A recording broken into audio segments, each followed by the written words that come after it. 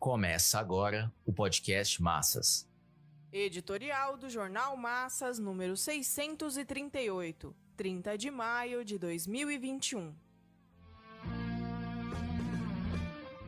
Somente a luta organizada dos explorados poderá defender a vida dos pobres, miseráveis e famintos.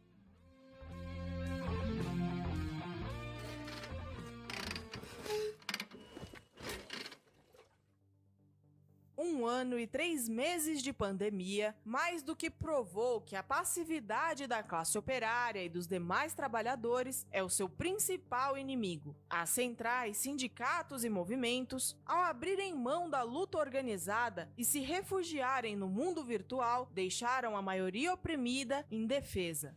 As direções sindicais e políticas desarmaram ideológica, política e organizativamente a classe operária sob a justificativa dos perigos da contaminação e da defesa da vida. O fato mais contundente se observa no fechamento das portas dos sindicatos. Os trabalhadores não tinham a quem e a que recorrer. Ficaram e ainda ficam à mercê das disputas políticas entre Bolsonaro e Dória. Permaneceram inertes durante tanto tempo à espera de que a pandemia fosse contida, as mortes diminuídas e o sofrimento coletivo arrefecido. Foram obrigados a confiar na eficácia do isolamento social e esperar a vacinação. Resultado: pandemia descontrolada, hospitais abarrotados, remédios em falta, 460 mil mortes e milhões de famílias afundadas no flagelo.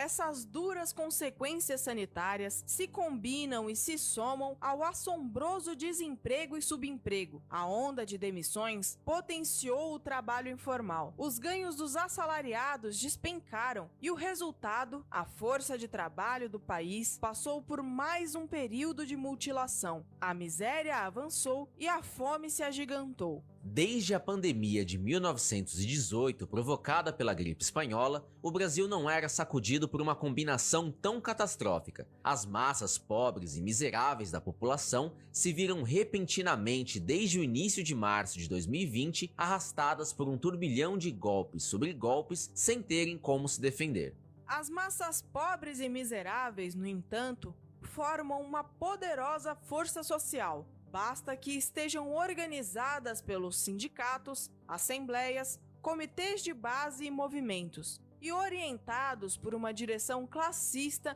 e revolucionária. As massas em luta se defendem contra os males do capitalismo em decomposição. A pandemia e seu descontrole são reflexos do apodrecimento do regime burguês de exploração do trabalho e de acumulação crescente de capital. Eis porque somente as massas em movimento, sob a direção do proletariado, eram e são a única força social capaz de defender a si própria.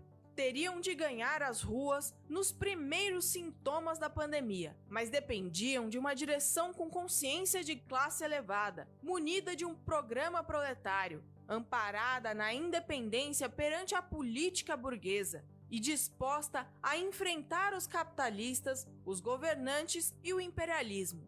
Desgraçadamente, as organizações da classe operária e dos movimentos camponês e popular estão submetidas a uma direção adaptada ao capitalismo e subordinada às instituições estatais da burguesia. O primeiro sinal de que deixaram o destino das massas em mãos dos governantes e dos capitalistas foi dado com a suspensão do Dia Nacional de Luta de 18 de março de 2020.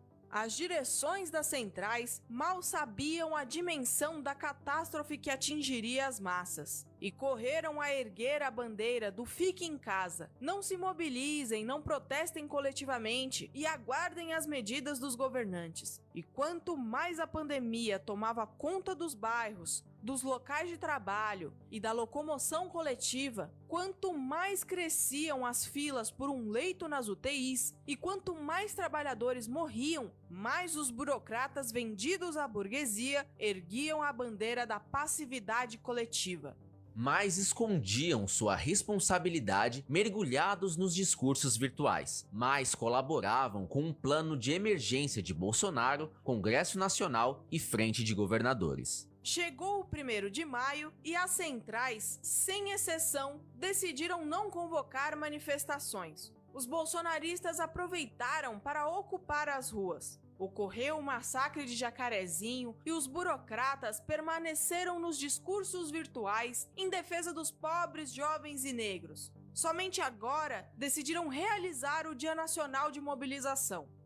Os impostores que se autodefinem socialistas, por sua vez, põem a cabeça para fora da toca. Dizem que a situação política mudou, jogaram fora a muleta de defesa da vida e retomaram a muleta do fora Bolsonaro. Burocratas e correntes oportunistas tiram um pé da toca, olham para a luz do dia e descobrem depois de 1 ano e 3 meses que é preciso contestar nas ruas o governo negacionista e genocida de Bolsonaro. Durante tanto tempo em que os pobres e miseráveis se debatiam com a Covid-19 e os trabalhadores perdiam emprego e salário, bastava contestar o genocida pelas redes sociais. Mas agora funciona o teatro da CPI da pandemia no Congresso Nacional. Bolsonaro despencou nas pesquisas eleitorais e Lula subiu.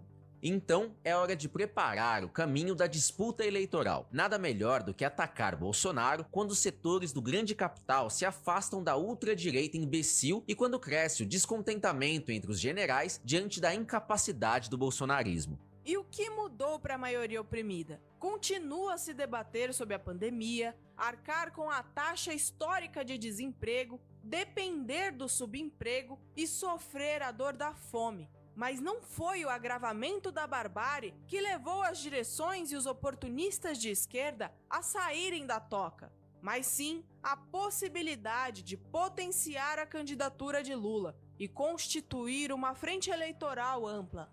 Pretendem derrubar Bolsonaro por meio de levantes operário e populares? Não. Esse caminho não. Querem pôr em marcha um poderoso movimento nacional pelos empregos, salários e direitos trabalhistas? Não. O que querem é potenciar uma das frações da oposição burguesa liderada pelo PT. Eis porque o Dia de Mobilização Nacional se realizará sob a estratégia e a política de conciliação de classes, a mesma que auxiliou a burguesia a manter as massas na passividade. A vanguarda, com consciência de classe, tem o dever de intervir nesse primeiro sinal de retomada das ações coletivas, em defesa do programa de emergência próprio dos trabalhadores. Permanece em pé a bandeira de convocação de um Dia Nacional de Luta, com paralisações preparadas por assembleias e comitês de base em defesa dos empregos, salários, direitos trabalhistas e vacinação universal, a começar pelos pobres e miseráveis.